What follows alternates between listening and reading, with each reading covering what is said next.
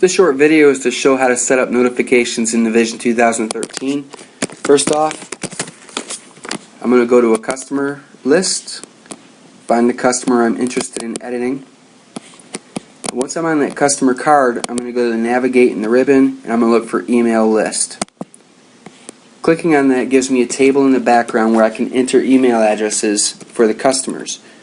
And the way that the system works is you can give the customer's name, the email address, and then we can put over here which emails we want them to receive. So for this particular customer, I want them to receive the sales shipment email, and notice that's BCC. The sales invoice email, I'm going to make that BCC as well. Sales quote, I'm going to take out. And I'm going to take out a handful of other ones. I'll leave them with the sales order confirmation. That's an important one.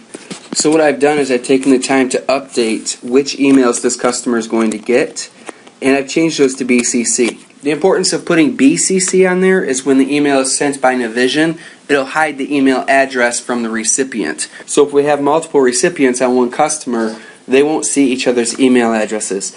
And although sometimes this is not important, there are times when it's very important. So it's best practice just to use BCC and hide the emails that would appear on any email notification.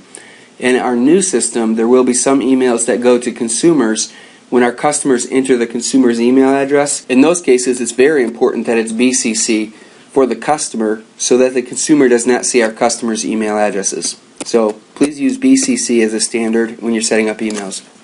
I'm going to hit Control Enter to close the screen, Control Enter to close the customer, and I'm going to go to a sales order. Control N will create a new sales order, Enter to assign the number, and I'm hitting Enter each time just to enter the order. Now once I'm on the order, if it comes in from e-commerce and the customer has supplied an email address, in the ribbon you'll see email list. This is separate from the email list that's on the customer card.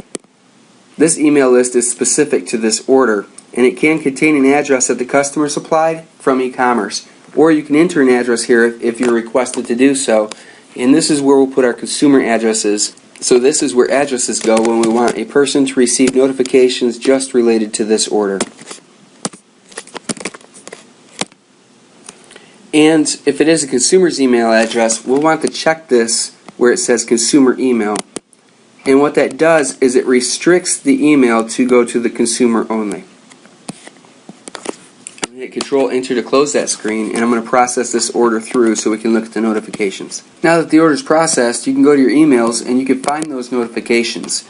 I just want to show you quickly the shipment notification in particular. You'll notice in the to box that the consumer email address I entered does show up, and it does show within here some information like the PO number from our customer, where it's shipping from, where it's shipping to, which would be that consumer's address. And it also tells them what the package, what the carrier, tracking number will be present, what item was in there, at what quantity. So that's the basic information that the consumer will need to see.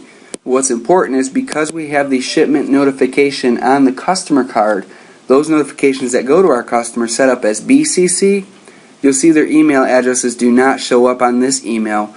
This email went to a consumer. It also went to the customer, but the customer's email addresses are protected.